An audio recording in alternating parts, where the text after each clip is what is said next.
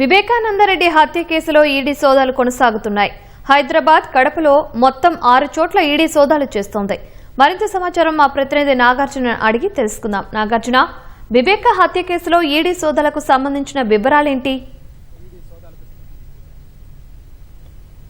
2019లో వివేకానందరెడ్డి హత్య కేసుకు సంబంధించినంత వైపు సిబిఐ దర్యాప్తు చేసింది. ఏపీ పోలీసులు తర్వాత సిబిఐ దర్యాప్తు చేసింది. ఈ దర్యాప్తు అంశం పక్కన పెడితే ఈ దర్యాప్తులో భాగంగా కొన్ని అంశాలను అందులో సిబిఐ అధికారులు గుర్తించారు. మనీ ఫ్లో ఏదైతే అప్పుడు హత్యకు ముందు జరిగినటువంటి ఆర్థిక లావాదేవీల వ్యవహారంలో ఆ డబ్బు ఎక్కడి నుంచి వచ్చిందనేది ఇంతవరకు దాని మీద క్లారిటీ లేదు. సో దీని మీద నిగ్గు తేల్చేందుకు ఇందులో మనీ లాండరింగ్ అంశం మీద ఈడీ అధికారులు ఈ కేసులో ఎంటర్ అయ్యారు. సిబిఐ నమోదు చేసినటువంటి కేసు ఆధారంగా మరొక కేసు నమోదు చేసి ఇందులో దర్యాప్తు కొనసాగిస్తున్నారు. సో ఇప్పటి వరకు హత్య జరిగిన కంటే ముందు అంటే వీళ్ళకి జరిగినటువంటి ఆర్థిక లావాదేవీలకు సంబంధించి మొత్తం నలుగురికి 4 కోట్ల రూపాయల నగదు బదిలీ, ఆ తర్వాత హత్య జరిగిన తర్వాత మరో 4 కోట్లు, ఒక్కొక్కరికి 4 కోట్లు అంటే ఒక్కొక్కరికి 5 కోట్ల రూపాయల మేర డీల్ ని కుదుర్చుకోవడం, తర్వాత హత్య కంటే ముందు 1 కోటి రూపాయలు ఒక్కొక్కరి ఖాతాలో జమ అయినటువంటి వ్యవహారానికి సంబంధించి ఈ డబ్బులు ఎవరిస్తా అన్నారు, ఎవరి దగ్గర నుంచి ఇంత మొత్తంలో డబ్బు వచ్చింది, సో ఎక్కడి నుంచి వచ్చిందనేది ఈడీ అనుమానిస్తుంది. ఇందులో హవాలా రూపంలో కొంత డబ్బు వచ్చిందనేది ఈడీ ప్రధానమైనటువంటి ఆరోపణ. సో దీన్ని బేస్ చేసుకుని ఈ రోజు మొత్తం 6 టీమ్స్ సోదాలు కొనసాగిస్తున్నాయి. హైదరాబాద్ లో 2 చోట్ల, కోకాపేటలో ఉన్నటువంటి అవినాష్ రెడ్డి నివాసంతో పాటుగా మరొక చోట కడపలో పులివెందులో ఉన్నటువంటి అవినాష్ రెడ్డి, తర్వాత ఇతర కొంతమంది ఈ కేసులో ఉన్నటువంటి దేవిరెడ్డి శివశంకర్ రెడ్డి, సునీల్ యాదవ్ ఇళ్లలో సోదాలు కొనసాగుతున్నాయి. అప్పటికి వైఎస్ అవినాష్ రెడ్డి ఇంటికి కూడా ఈడీ అధికారులు వెళ్ళినట్టు తెలుస్తుంది. అక్కడ ఆయన ఇంట్లో తాళం ఉంది. సో ప్రస్తుతం ఆయన హైదరాబాద్ లో ఉన్నట్లుగా మనకి ప్రాథమికంగా సమాచారం.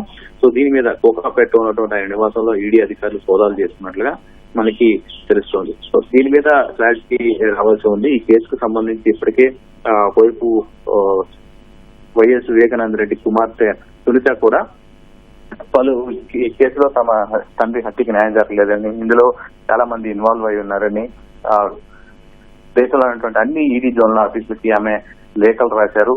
తర్వాత దేశంలో ఉన్నటువంటి ప్రముఖులు కూడా ఆమె, కొంతమంది రాజకీయ నేతలు కూడా లేఖలు రాసినట్టుగా తెలుస్తోంది. సో ఓవరాల్ గా ఈ ఒక కేసును బేస్ చేసుకొని ఈడీ అధికారులు ఎంటర్ అవుతారు కాబట్టి ఈడీ నమోదు చేసినటువంటి కేసు ఆధారంగానే సిబిఐ నమోదు చేసినటువంటి కేసు ఆధారంగానే ఈడీ అధికారులు ఇందులో మనీ లాండరింగ్ అంశం మీద గుర్తించినట్టుగా తెలుస్తుంది. అయితే ఇప్పుడు ఈ మొత్తం హత్యకు సంబంధించినటువంటి సిబిఐ ఆరోపించిన మొత్తం 40 కోట్ల రూపాయలు, ఇందులో 1 కోటి రూపాయలు హత్యకు ముందు సునీల్ యాదవ్ దస్తగిరికి ఇచ్చినట్టు ఆరోపణలు ఉన్నాయి.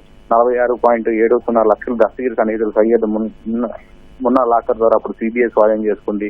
మరో 5 కోట్లు దస్తగిరి వాటాగా ఇస్తామని చెప్పినట్టు సిబిఐ అప్పుడు ఆరోపించింది. సో ఇప్పటి వరకు ఈ మనీ ట్రయల్ అనేది అత్యంత కీలకమైనటువంటి అంశం. దీని మీద సిబిఐ పూర్తి స్థాయిలో అప్పుడు ఈ మనీ ఫ్లో ఎక్కడి నుంచి వచ్చింది అనే దానిపై సిబిఐ ఈ పరిధి ఉన్నటువంటి దర్యాప్తు చేసింది. ఇందులో మనీ లాండరింగ్ అంశం మీద ఈడీ ఒక ప్రత్యేకమైనటువంటి కేసు నమోదు చేసి దర్యాప్తు చేస్తుంది. 40 కోట్ల రూపాయల డీల్లో ఎవరి పాత్ర ఏంటి, ఎవరికి ఈ డబ్బు వెళ్ళింది, 46.70 లక్షలు ఎక్కడి నుంచి వచ్చాయి అనే ట్రయల్ ని ఒక నోట్ ఫైల్ లాగా సిద్ధం చేసినట్టుగా తెలుస్తోంది. మొత్తం అప్పుడు ఈ వివేక హత్య కోసం మొత్తం 40 కోట్ల రూపాయలు అప్పుడు డీల్ జరిగినట్లుగా, హత్యకు 4-5 రోజుల ముందు సునీల్ యాదవ్ నుంచి షేక్ దస్తగిరికి 1 కోటి రూపాయలు అడ్వాన్స్ గా అందినట్లు, తర్వాత మరొక సునీల్ యాదవ్ వద్ద మిగతాది 25 లక్షలు ఉంచుకొని 1 కోటి రూపాయలు మిగతా సన్నిహితుడికి ఇచ్చినట్లుగా. సో మొత్తం కూడా ఒక మనీ ఫ్లో ఏ విధంగా జరిగిందనేది ఈడీ ప్రధానంగా అందులో దృష్టి సారించింది. సో ఇందులో భాగంగానే దర్యాప్తు చేస్తోంది.